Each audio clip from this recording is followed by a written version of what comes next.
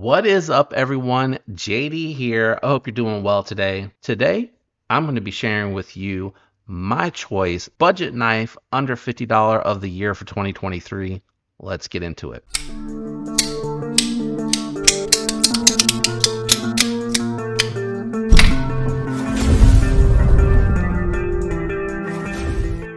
All right, so I have a couple of knives on the table that are going to be honorable mentions. Um, it was a really hard choice, and I'll dive into a little bit more as to why I landed on what I landed on. But I wanted to really give a shout out to Syncut, the Kaiser Laconic line. There's just a bunch out there that are really good for under $50, and it was really hard to choose. But in the end, I had to go with what I handled and what really appealed to me. So just a quick honorable mention. I really like what Best Tech Man is doing out there. I think they have the Ronin, if I recall correctly. That was a crossbar locking knife. That one's 14C28N. It was just north of $50. I really like this button lock here, the Good Boy. This one's been really good for me. I've had it for months now, no issues whatsoever. It's been solid. The D2 on it seems to be treated well. It's performed like any other D2 I've encountered. I know Chinese D2 is what I'm going to be told, and that's fine. I get it. I get it. But it's over 50. So it cannot be on the list, which is a shame because I really like this one. Really like it. Honorable mention. Honorable mention number two is one that I spent a lot of time with. You could do the Saxi or you could do the Serene. In the end, I liked the Serene a little bit better because it's D2 and it's aluminum. The Saxi is 9CR 18 MOV, which is going to be corrosive resistant. But I have to be honest, I only have a little bit of a spot here on the inside. I don't know if that'll show up on camera or not. I'll try my best to capture it. That has a little bit of spot rusting, but it's really not that bad at all from the moisture. And the edge on here, it's still the factory edge, and it's still really toothy. Now, it does have a little spot where it kind of starts to feel like it's tearing versus slicing, but it's nothing awful. And I will admit, the aluminum, it is going to scratch up a little bit as you hit it against stuff and things of that nature, and I get it. But the aluminum just feels a little bit more premium in hand, and the coating overall on it, I really like the coating. And then for the Serene, and I think the Saxi too, you can buy their titanium pocket clip for $10. Throw it up there, and it's a nice little upgrade. Good detent, good flipper tab, just a solid knife. I think this one's like $46. I like it a lot, and it's probably my favorite under $50 button lock knife out there is this one. Really great sounds with the aluminum, great action. I like it a lot. But in the end, this is not my pick for budget knife of the year. And I'm going to completely move it off screen. I got to move some stuff around here. I got too much stuff out. You're asking yourself, who is the budget knife of the year on JD for EDC's channel? Well, that one's going to be a little maker that here this year has really made a lot of noise with a lot of the knives and what they're offering for the money. And that knife is going to be coming from Miguron, and you can take your pick because they have quite a few really good knives under $50. But for me, in 2023, my budget knife of the year has got to be the Miguron Morial. You can get this one blasted. I think you can get it satin. You can get it PVD coated. G10. It comes with a titanium pocket clip that's reversible. You get ceramic bearings on the caged ceramic bearings on the pivot, which give it phenomenal action.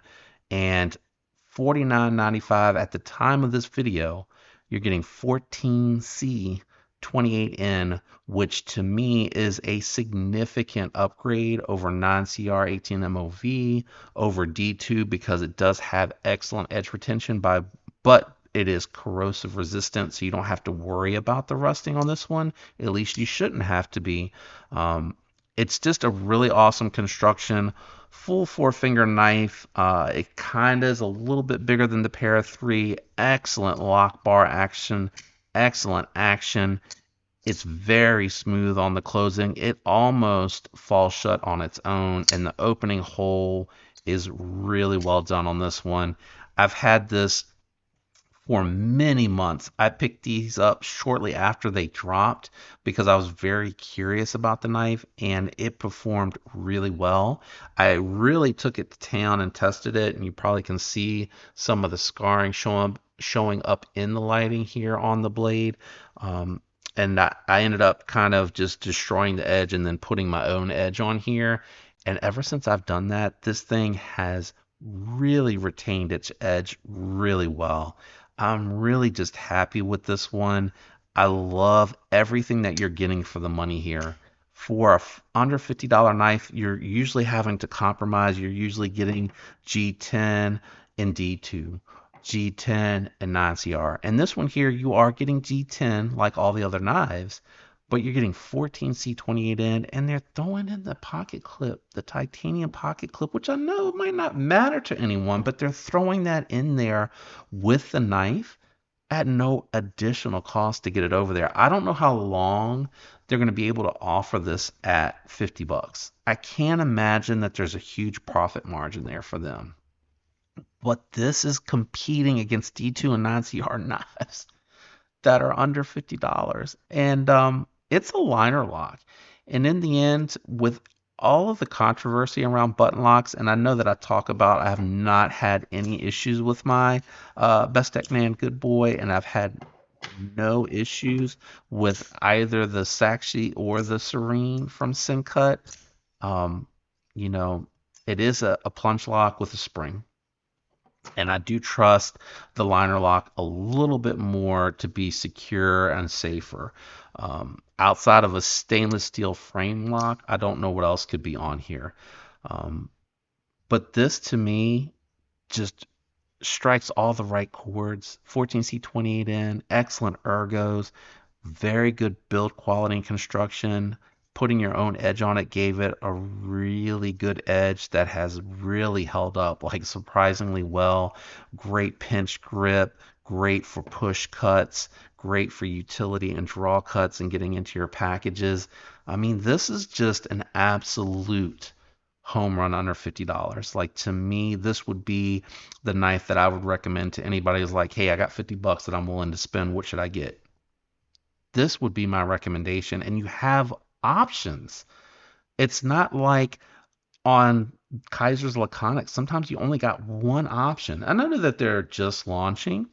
And with Sencut, you get like 3 or 4, which is good. But you're getting such a huge upgrade in steel to me with 14C28N. I put it in the realm of like 154 cm. 10CR 18MOV, I think it performs better than. So just a really, really solid option for under $50. This would be the one that I would gift to someone if they didn't know, anything about knives, and I wanted to try to get them interested in it, because you're going to have to learn how to opening with the opening hole, and it's going to have people are going to be blown away. They're going to be like, wait, is this assisted? Because it fires like it's being assisted, but actually it's just a really well-tuned D10. Like, wow. And this is a great knife to learn how to sharpen on. Like, this is just checking the boxes. That's my pick. Sticking with it, and I'm happy about it. And I'm excited about it. This knife feels so well done for the money. And Miguron's a company you want to watch out, because they're doing really good stuff, and their heat treats aren't awful. They're good, right? That's what I say about WE all the time. Good heat treat. Not the best, but it's not bad. It's not soft. It's not underdone. It's, right at the beginning of recommended heat treats for production.